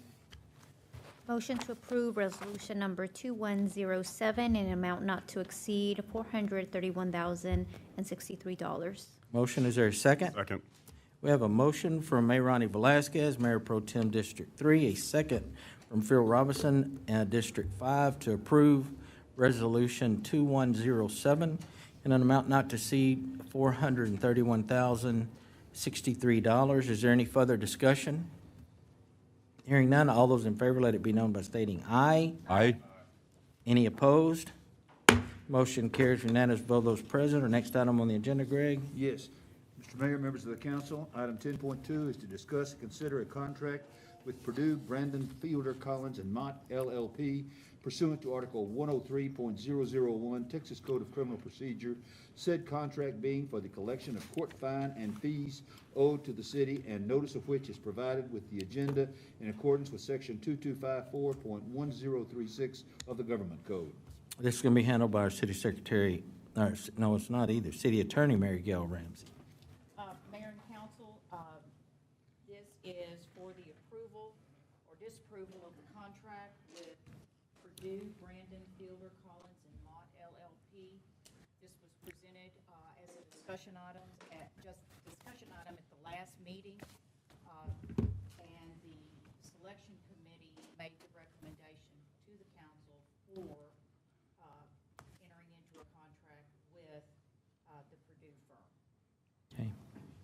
Any questions? Motions? Item 10. Motion to approve a contract with Purdue, Brandon, Fielder, Collins, and Mott LLP as presented. Motion, is there a second? Second. A motion from Mayor Ronnie Velasquez, Mayor Pro Tem District 3, a second from Phil Robinson, District 5, to approve the contract with Purdue, Brandon, and Fielder, Collins, and Mott. Is there any further discussion? Hearing none, all those in favor, let it be known by stating aye. Aye. Aye. Any opposed? Motion carries unanimous vote of those present. Our next item on the agenda is 10.3. Yes, Mr. Mayor, members of the council, we bring to you tonight on first reading ordinance number 2997, an ordinance of the city of Terrell, Kaufman County, Texas, amending the Terrell City Code of Ordinances, Chapter 7, Health and Sanitation, Section 8, Commercial Waste Collection Franchise, Paragraph I, Street Use Fees, providing for the repeal of conflicting ordinances, providing for severability, providing an effective date, and finding and determining that the meeting in which this ordinance was considered was open to the public as required by law. This comes to you tonight on first reading. Okay. This is going to be handled by Glenn Caldwell. Nope? Okay. Good Go ahead. evening, Mayor Yes. and council. Of course, I'm not Glenn Caldwell. Yeah. First of all, I want to say thank you for what you do and your service to the community. I would like to acknowledge that we do have our current service provider here in the room with us tonight. Waste Connections, they have some staff members here in the audience. Thank you for allowing me to stand before you to present to you the solid waste collection franchise fee. And I will not bore you. I will not be before you long. All right, so when we start talking about franchise fees, there's usually two questions in one. How much is the franchise fee, and how will the franchise fee be used? Texas cities collectively spend billions of dollars each year maintaining the public right-of-ways for health, safety to all who benefit from the daily commute. State law does allow cities to set franchise fees in order to recover costs from major impacts that are caused by franchise services. Solid waste franchise fees are negotiated with the provider, establishing the share of the hauling fee going back to cover the public costs. Our current franchise waste haulers are paying a 27% franchise fee. If approved by the City Council beginning November the 1st, 2023, our current franchise provider will be paying a proposed fee of 29%. Currently, a portion of the franchise fees are used, this is the second part of that question, for administrative costs, with the majority of it being used to implement needed programs such as street analysis, which grades our streets, the conditions of our streets, annual street maintenance program, adopt a neighborhood program, which consists of community or citizens that decide they want to come together and clean up a community. We usually provide the gloves, the vests, the trash bags. We also collect and we pick up those trash bags after they're finished. We also erect a sign, and then we also acknowledge that group on that sign, and that is no cost to the citizens. We do absorb that cost, so some of our franchise fees does pay for those items. We have citizens incentive programs. We have 4 free residential cleanups that our citizens do take advantage of. We also have an additional 2 free dump permits per year that our citizens can have access to our convenience station just by going over to our utilities department and getting that special permit so they could dump. We have a recycling program in place at our citizen convenience station. It's free of charge to our citizens. And we also, the fees also help the dumping prevention, and it also supports the general fund. The administrative cost of solid waste programs includes customer service, quality control, communication, educating our customers, and promoting programs that are offered. Franchise fees allow us to continue to fund the illegal dumping pickup that we usually see in our community from time to time, whether it's tires, couches, mattresses that people have just dumped on the side of the road. Emergency pickup, Citizens Convenience Station, which is located on County Road 319, and we are looking forward to curbside recycling in the future for our citizens and other similar services that we have received input from our citizens that are requesting certain services as our city grow. City staff compare franchise fees that are considered to be at fair market rates. The City of Terrell franchise fees is on the high side, but the overall cost is at or below market. What we have here is the current commercial rates. And so we will not go completely through the list, but I'm just going to ask if you would follow me. So we have the monthly service container service. Then you have your services, your frequency, your current franchise fee, and your proposed franchise fee. That top line right underneath the title for those columns, the 2-yard container weekly, the current fee is $60.36. The proposed fee of 29% is $61.31, which is an increase of $1.31. If you'll follow me down to the last row, the 4-yard container, 5 times per week, is currently $415.15. The proposed franchise fee would increase it to $421.69, which is only $6.54. All right, next slide. This is just a continuance of the current commercial rates. If you take a look at that bottom line, 8-yard container, 5 times per week, $673.96 is the current 27% franchise fee. The proposed 29% would increase it to $684.30, which is an increase of $10.34.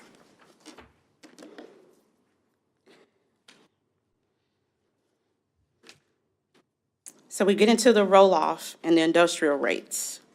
These are just the additional services that are, I think I skipped a slide, sorry. I did. Let me go back. So if you go down to where it says 30-yard container per occurrence, which is pretty much the standard of what most of the businesses would ask for, it's $639.87. That's the current rate. With the proposed franchise fee increase to 29%, it would be $649.95, which is an increase of $10.08. So now you have your roll-off industrial rates, which is just additional services.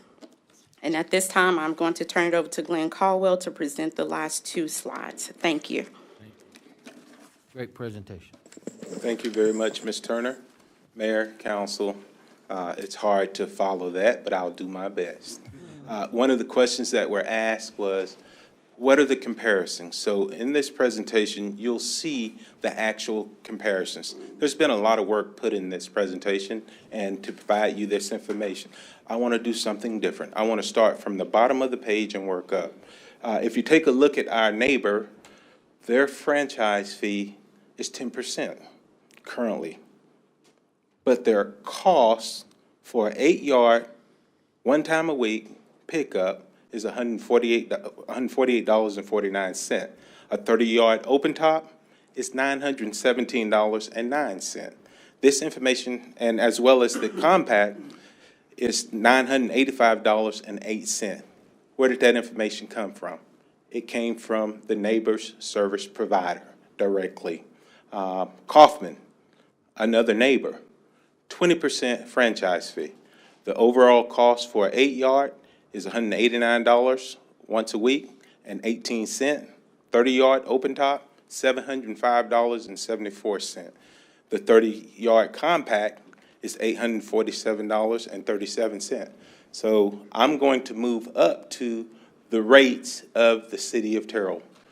At a 29% franchise fee, the rate would be $157.19 for an 8-yard, one time a week.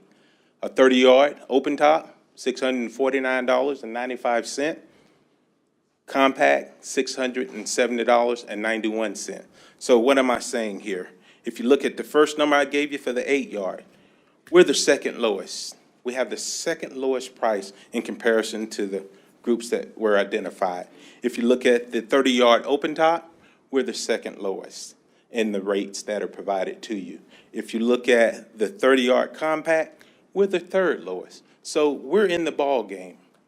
We're in the ball game. And with that, I want to make sure I close with the last slide, and I guess I've got control of it, or do I have control of this? There we go. So commercial waste collection. Governed by section 10.01 of the City of Terrell Charter, all fees are done on contractual basis with approval by council. Ordinance. No public hearings are necessary for the franchise fee process. Staff recommends City Council approve ordinance 2997, increasing the franchise rates as prescribed in the presentation. And that summarizes the ordinance that is before you today. And I'll open for questions. All right. Does anybody have any questions for Glenn? Go ahead. Anyone? Why are we increasing the franchise fee rate? Well, easy answer for me. We are a growing community. We have the opportunity to capitalize on making sure we keep our community in a position to keep good streets good, to serve the community with quality and proficiency. It's important. And the market dictates that we probably should be even higher. But a 2% from a 27%, it gives us that extra revenue to help support our community as a whole. Are there any disadvantages to increasing our franchise percentage? The disadvantage to increasing a franchise fee, in my opinion, there are none in comparison to our current rates that we have. Can I go back one PowerPoint slide? Sure. Let me give you a slightly different answer to that. So, nope. Which one? The one with the comparison cities. When would staff say, whoa, hold on there, we better not recommend an increase in the franchise rate? If we had looked at this survey and we had said, gosh, we're higher than all these other cities, that means that our businesses are paying rates that aren't on market. I would not have brought to you something where we would have said that against our comparison cities, we got somehow wildly off market. Because we can still look at our rates, the resulting rate to the business, and say, second lowest, second lowest, second lowest, we felt comfortable saying that, yeah, we were still meeting the mark. So I think as long as our businesses aren't paying more than a big comparison business in Forney, they're not paying more than a comparison business in Kaufman or Mesquite, I think we're doing our job, and that's kind of how I would draw the line, if you would, is the resulting rate to the business out of line with market. It's not right now, and so I think we should be comfortable with that. That's my recommendation for Can you. you help me understand how we're able to charge such a high rate compared to other cities? How are we able to do that and maintain our? Yeah, I think it has to do with how many are being serviced. In other words, in Mesquite, they probably have many, so they're doing more volume than we are, so they might be able to charge a little less or at the same price as we are. Same thing with Rockwall with their customer base. They have more of a volume than the city of Terrell does, but I'm just guessing. That'd probably be one of y'all. To clarify, the franchise fee, though, is that a fee that the vendor, the contractee pays, or is that something we're charging directly to our Or is it built in? residents? So that's a twofold question. Those dollars come back to the city of Terrell, which the provider forwards, since that cost is carried forward to those businesses. Yes, the answer is yes, but those dollars come back to the community. That fee comes back to the community. So if I'm Buc-ee's or I'm Chick-fil-A, then I'm paying a bill directly to Waste Connections. When I pay my bill to Waste Connections gets 100% of the money, and then each month they true up and they give a fee payment back to us based on that percentage. 29%. Right. 29%. We'll receive back. Right. That's correct, Councilwoman. So the high rate's not negatively impacting our local businesses. The high rate is key. Yeah, I mean, I guess I can only say, yeah, I agree with that statement, because I look at my comparison cities and I'm still lower than most of these comparison cities. So as a business, though, Carmona's got this bill too, these higher bills, and it's just built into your model. You know you're gonna have to have trash pickup, and depending on how busy you are is whether you're gonna do it weekly or bi-weekly, or depending on how busy you are. So it's built into a cost for the business side of it, I think. If that helps you any. Again, what I'm looking at, the numbers, we're in line, it looks like. The only difference is, we may be at 29% versus the other 20, but they must be, they're charging a higher go ahead. Well, let's keep it simple. So our fee is 29%. Where do those dollars go? They come back to the city of Terrell. So what the question I have to ask is, if we follow up and use one of these lower percentages of franchise fees, guess where that difference goes? That difference goes to the service provider. So they're paying out only 10% to their cities. Why would we not want to capitalize on 29% coming back into our community, and their rates, the customer rates are lower than all of these others? I understand It's just that. something to think about. I understand that part, Glenn. That makes perfect sense. Yes, sir. I'm just still having a little trouble understanding how we can have a franchise fee so much higher than surrounding cities and our rates stay the same. I realize maybe it's to do with volume, but I don't think there's that significant of a volume difference between us and, say, Kaufman or we're actually a bigger city than Kaufman or Sunnyvale, or it's just. I guess I would look at it and say there are 14,000 jobs in the city of Terrell. That's a lot of businesses, and that employment base is a lot higher than a Kaufman or some of the other cities on this list. So I think that's part of what's driving it, and I don't want to overly praise Glenn Caldwell, but I guess I have to, and that is that part of this is, your negotiations with your service provider. Remember, your next agenda item is the contract with Waste Connections. And if council should choose to approve this ordinance, then it turns around to what's in our contract with your hauler. that's an important part of the discussions, and it's been a linked conversation we've had with them during this whole process. So, again, we present it to you. We think it's a useful element of our financial model, and we think that it's going to help your meet some major council goals for us to be just slightly higher in FY24 than we were in FY23. I have a question. When was our last increase to this franchise fee? I believe it was, I You believe, don't have to be exact. 2018? Okay.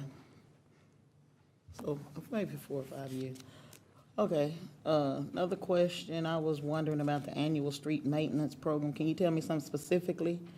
A program or something that we've capitalized by using the funding that came back to the city for this? What, I see that terminology, but can you give me just a specific thing that I could gloat about and just be happy? I'll try to give a short version and a long version. Some years ago, we were receiving either minimal $150,000 to $250,000 budget for our streets, and now we're upwards to $1.5, $1.9 million, which benefits our streets. That's a huge, substantial benefit and a great contribution toward what you're seeing done today.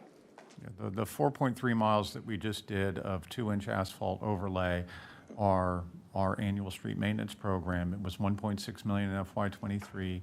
We budgeted it at $1.9 million in FY24, and this is just one piece of the puzzle. That has more than one funding source to it, but this is one piece of the puzzle that's allowed us to increase that number over time. Do you think that funding was a fourth of that?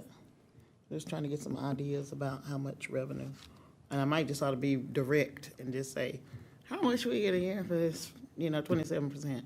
Oh, Shouldn't even beat around the bush. No, we've got that information, actually. Huh? Actually, we've got that information. So we collected, and I've tracked this up through August of 2023. Okay. We usually receive approximately $64,000 to $65,000 a month. Okay. Times 12. Times 12, yes, sir. So, Over a million. Okay, thank you so much. thank you, Ms. Councilwoman. Thank you, Glenn and Demeter, not Glenn's number 2, but That's Demeter, for the presentation. I think it was presented in a way that flowed and as easy as it could be to understand all things waste management and comparisons to the city. And I think that's really helpful, and I look forward to seeing future presentations when we're comparing costs. That way, we're not, if we can get it the first time around, then I think it may help speed up future processes. Thank you. Okay. All right. Anyone else? Thank you, Glenn. Thank you, Mr. All right, y'all tired of all this trash talk? Let's vote. Everybody's talking trash. Talking dirty. Everybody talking trash. Let's go. This is ordinance number, and the recommendation from the staff is to approve resolution 2088, or 2997. Yes. All right, is there a motion on item 10.3? Motion to approve ordinance number 2997 on first reading. Have a motion. Is there a second? I second. I have a motion from Mayor Ronnie Velazquez, Mayor Pro Tem District 3, a second from Grady Simpson, District 2, to approve ordinance number 2997 on first reading as presented. Is there any further discussion? Hearing none, all those in favor, let it be known by stating aye. Aye. Aye. Any opposed? Motion carries unanimous vote of those present. Our next item on the agenda is 10.4. Glenn Caldwell. Go Yes, ahead. Mr. Mayor, members of the council, we bring to you tonight resolution number 2088, a resolution of the City Council of the City of Terrell, Texas, approving the 10th Amendment to the contract between the City of Terrell, Texas and Waste Connection Lone Star, Inc. to provide solid waste collection and disposable services in the City of Terrell, Kaufman County, Texas, authorizing the city manager or his designee to execute the 9th Amendment to the contract. Should that be the 10th Amendment? Mr. Caldwell? 10th Amendment. We'll change that to show the 10th Amendment to the contract. Okay. Thank you, legal counsel. Mr. Mayor, council, I you have some information before you. I know we've gone over the history of our relationship with Waste Connection. Again, Ms. Turner announced that they were here tonight. And I'll grab a few of the bullet points out of the presentation, and then we'll get to the nuts and bolts of what's before us, which is the 10th Amendment. We've reached and been to a point where the highest inflation period in 40 years, since late 2001, things have just gone through the roof, right? We've had no price increase, and I think the question was asked when the last time we had a rate increase, 2018, and I believe that was a CPI rate increase, Consumer Price Index, request by our provider, and council did approve that. We've had an opportunity to brief you guys on this item multiple times, April, June, July, a couple times in August, I believe, and so that's why we're here tonight. Again, we've gone through, you've approved up to the 9th Amendment. We're here to talk about the 10th Amendment. What does the 10th Amendment involve? It involves multiple options. The first option that I want to talk about is a possibility of entering into a contract for a 2-year period. What's important about a 2-year period 10th Amendment contract with our service provider? The benefits that you want to consider here is it's not long-term, it's short-term, but you're guaranteeing our service provider after 12 months, there will be a price increase that we don't control. So that would be a 2-year contract. The first year, things would remain as they are. The second year, you would see a price increase, and we do not know what that number would be at this point. The second option is a 5-year contract, which allows council to control whether or not our service provider has earned a rate increase. So we entered the term may consider, council may approve. That's really important because we get to control our own destiny with this service provider. It is unheard of in this industry. So I'd like to say on the record, I commend our service provider for even taking a look and considering this option. The third option for you is a RFP. Outcome of an RFP, we have no clue. One thing I can assure the citizens of this community, I'll assure council that we can expect the unexpected because there's a strong possibility that the rates will be high. They will be more expensive for not just the residential, but commercial as well. Because anyone that comes in, they have to provide a service that requires all of the equipment, all of the supplies, and all of the materials, which means that cost will be passed on to the citizens of this community. So I want to keep that in mind. And I think, Ms. Sims, you want to add anything to that? No, I was just going to wrap up by saying the resolution is here. Resolution is written so that if you're wanting to make a motion on it, you can just let it be known as part of making the motion whether or not you prefer a 2-year or a 5-year.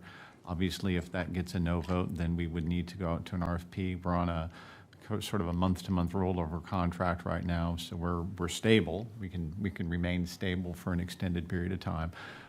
It is our recommendation to say, you know what, 5 years where you get to vote each year about whether or not they've earned a CPI increase is a pretty reasonable deal. And we were, as staff, comfortable with that recommendation. But did you give you the 2-year option in case you were interested in that? I think there's obviously some pros and cons there. Not going to offend staff no matter which way you go. And we'll just turn it to council for council discussion. For legal, there's nothing wrong with entering into a 5-year contract. Nothing at all, Mayor. Okay, and so I want to make sure, so if we do 5, we control the CPI. That's correct. If we go with 2, at the second year, it's automatic. That's correct. First year will be the same, but the second year will be automatic. So no matter what happens. And if we go to RFP, then we don't know, the unknown. And if we look at what we've done in the past, I think the council has been cautious enough to know that better to work with what you've got and know that you're in control of it rather than to leave it to the inflationary issues that is being put on everything now. I can almost guarantee you that it's gonna go up. You know, so we got a good deal now. Again, when we get to the motion and the discuss and consider part, we'll talk about that, but I just wanted to make sure that I was hearing you correctly. Yes? Okay. 100%, Mr. Mayor. Anybody have any questions for Glenn on any of that stuff? I just want to clarify this with the 5-year. When a year comes, we decide what happens based on being in that contract for a longer period of time as far as the increase. Is that what you're saying? That's 100% correct. Like we say, oh, no, we're happy, this is good, we're going to stay where we are. We can say that, we can do that. 100%. 100%. Right, yeah. The only thing they'll contractually be able to do is to present Glenn the CPI change. Whatever that number is, they'll bring it forward to Glenn. Glenn will, I'm sure, inform y'all, and you'll have your own, it will require a vote of the city council to accept that CPI increase. That's right. Okay. To staff. So I believe that our current contract with Waste Connections was voted on in the final meeting before I was on this council. So forgive me if there's any confusion here. But this particular amendment and anything that we agree to here, we would still maintain exclusivity with Waste Connections with regard to commercial and residential trash pickup, right? That's correct, sir. And this would not impact anything with regard to our discussions around polycarts versus other types of trash collection. Well, the beautiful thing of that is, memory serves me correctly, we still have an option with this approval to go back and consider moving into a polycart in the future. If council so move, we could negotiate the contract. We can change the type of service we're receiving down the road. That's correct. At what point? At any time. At any time. At any time. Council so chooses. And our service provider is willing to do that.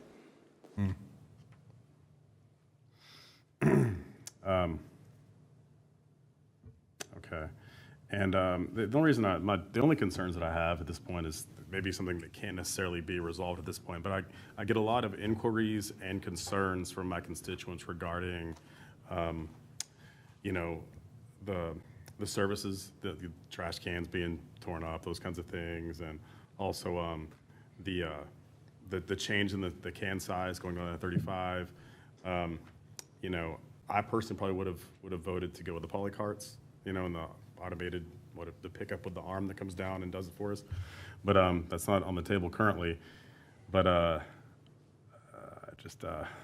yeah, it looks like what we're voting on here is just, you know, purely this additional elements in this amendment. But okay, thanks, Glenn. Thank you, Mr. Councilman. Anyone else for So Glenn, so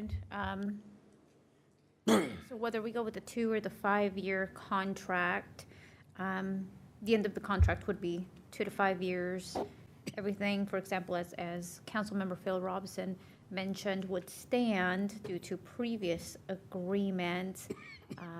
But each year we have the option to change the type of service we have. The question is, that we're discussing now, is whether we lock in into a 2 versus 5-year contract. I don't think that's the case, Councilwoman. I will not speak for our provider. They're welcome to, but if we enter into the 5-year agreement, then the option of moving over to polycarts, because it's an investment on their behalf. And I'll be realistic, they could not recover their margin if they invested in polycarts over a 2-year period. Am I correct in that assessment? We could, but it'd obviously be a significant increase. There would be a significant increase in the rate. The rate would not stay where it is. So a 5-year contract would allow for the polycart conversation, but a 2-year would be hard to do. Yes, based ma'am. on the That is correct. response. Because I've also I've also had similar concerns, not recently, I'd say probably not over in the last year with the. We're getting off a little bit from the polycart. Let's stay with what we're But- voting but- on. We can talk about that But at I will share that, you know, I also was in favor of polycarts, but also poll the community, and it's the increase that then turns that decision the opposite way. Okay. So one last piece with regard to, actually on, on target here. The exclusivity piece is one of the things that a lot of our local developers have expressed concern about with regard to being able to haul away their debris, that kind of thing, having their service, being able to have timely service, so they don't have to kind of stop down work because their trash is being hauled away as quickly. They have to go to Waste Connection to get it hauled away. So committing to a 5-year agreement, when I'm already getting a lot of concerns from constituents about that particular piece, it does give me a bit of pause. Okay, easy answer for me, Mr. Councilman, with my due diligence and our research with our team. We have not identified a service provider at the levels that we require that does not have a agreement in place for exclusivity. So it exists throughout the market. That's the norm. The city of Terrell, for the longest, did not have an exclusivity agreement in place, and now we do. Finally, we met the goal line. We hit a home run because now we can benefit from not allowing other entities to come to our community and destroy our roads and drive away with no benefit to the citizens of this community. If I may, perhaps we should motion to postpone the vote so that we can consult with our constituents to understand what they would prefer instead of making an assumption. Well, so here's what I would say, with all due respect to the council person. We have worked this for some time, right? I understand you're new and you got some constituents, you got some issues, but again, we need to get in discussion before we have one or two with each other, but we will. Is there anything else you want to hear from the staff before we have a vote and then a discussion from anybody? Yeah? Okay, thank you, staff. Thank you, Ms. Mayor. All right, so this is item,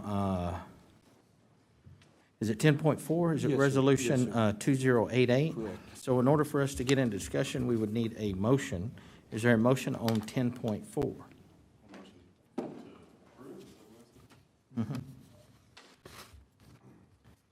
Maybe we do want to say the So it's- resolution. Yeah, it's resolution number 2088. I would like to motion that we postpone the vote on resolution 2088. All right, there's a motion to postpone the vote. Is there a second? Here- If I second, we can discuss. No. Is that right? No? Well, there'll be a vote. Oh, it'll be a vote, okay. Okay. Hearing none, that motion dies. Is there a motion on item 2088? Yes, Mayor, motion to approve item 2088. Is there a second? Second. We have a motion from Grady Simpson, District 2, a motion from Grady Simpson, District 2, a second from Mayor Ronnie Velazquez, Mayor Pro Tem, District 3, to approve Resolution 2088 as presented. Is there any further discussion? So I'll start the discussion. Phil, I agree with you. I understand where you're coming from, and that is great that you want to consider your constituents in this matter. What we heard from staff was that it's not uncommon for us to have this exclusivity. And over the years, we have talked about trash service and how it affects the city. I'm looking forward to when we get in discussion again, and we can bring this up. Once this is voted on, we can bring it up and then take up your concerns at that time with the polycarts and some of the other issues that you might have. So I don't want to, this isn't to discourage or to say anything negative about what you're wanting to hear from, but we have had those discussions in the past, and I look forward to talking about those in the future. So we have a motion and a second. Is there any further discussion? Mr. Mayor, as a matter of clarity, are we talking about the 2-year contract or the 5-year contract? I was under the impression since it was a 5-year deal. It's the 10th Amendment. Yeah, but the 10th Amendment was It's 5. for the 5-year contract? Yes. Okay. Yes, and Thank you for the clarity. For the discussion portion, one Yes. thing that I want to clarify and really point out, again, as I'm looking at option 5 and option in option 2 for the 2-year agreement, rates they will be adjusted to reflect changes on the contractor side. With option 5, the 5-year agreement, there could be a change, but it's not in stone. It's up to the council. It's up to the council. Yes. I assure you, you'll have a CPI proposed to you, and you'll have discretion to vote it up or down. And again, it's going to be related to the service. So that's where we would be able to hold their feet to the fire and say, hey, you know what? I had a lot of complaints this year, and so therefore, I think that you probably aren't. That was definitely staff thinking, was to create a accountability in the system, and over a 5-year, if they have bad service or we have complaints that don't get resolved in a timely manner, everybody's going to generate a complaint. But if I have a complaint that isn't resolved in a timely manner, I'm not sure why council would ever even consider saying yes to their request for a CPI increase. So you're creating teeth in the agreement by having that provision in there.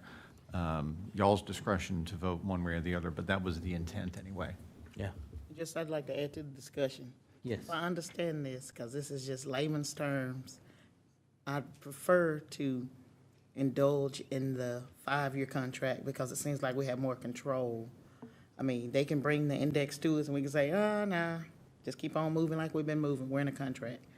I like that better than just in a couple of years, it can increase, you know, or whatever it is, you know, so I'm just, I know where we are now. I know what the numbers look like now. I'd feel better with a longer contract where we have the control to say yea or nay. To me, however, the market gives you more teeth because you can say, okay, after 2 years, this short period, we can say, we didn't like what you did for us, we're going somewhere else. You know, that's an even better bit of leverage in some ways. But you can say, we're not stuck with you for 5 years. If you didn't do what you asked us to do, or we asked you to do, then after 2 years, we can move on to somebody else. See what I'm saying?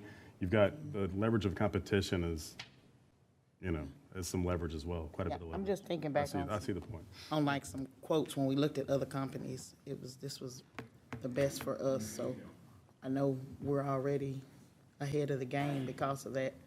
And if we stay where we are with the increases, because we already know where the others were, I think we can just take a deep breath and kind of cruise for the next 5 years because we're in the driver's seat.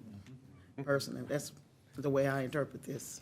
All right, thank you. Good discussion from everybody. Again, I have a motion from Grady Simpson, District 2, and a second from Mayor Ronnie Velazquez, Mayor Pro Tem, District 3, to approve Resolution 2088, a 5-year contract with Waste Connection. Is there any further discussion? Hearing none, all those in favor, let it be known by stating aye. Aye. Any opposed? Motion carries 3-1 vote. Next item on the agenda is our consent agenda. Yes, Mr. Mayor, there are 4 items on the consent agenda. These can be voted all together, or if any council member wishes to have any one of them pulled and considered separately, they can say so now. We can certainly do that. All right, does anybody wish to pull any of the consent agenda items? Hearing none, is there a motion on the consent agenda? Is there a motion on the consent agenda? Motion to approve consent agenda as presented. We have a motion. Is there a second? I second. We have a motion from Phil Robinson, District 5, a second from Grady Simpson, District 2, to approve the consent agenda as presented. Any further discussion? Hearing none, all those in favor? Mayor, for the record, although I didn't pull the item related to rezoning on Beran and Highway 34, that's the reason that I'll be voting nay on the consent agenda. Okay, thank you. All those in favor, let it be known by stating aye. Aye. Any opposed? Nay. Motion carries 3-1. We've got monthly reports from our police department, our fire department, and the Star Transit. Staff, if you would, please reach out to the council and give them any information they need on those reports. We are adjourned.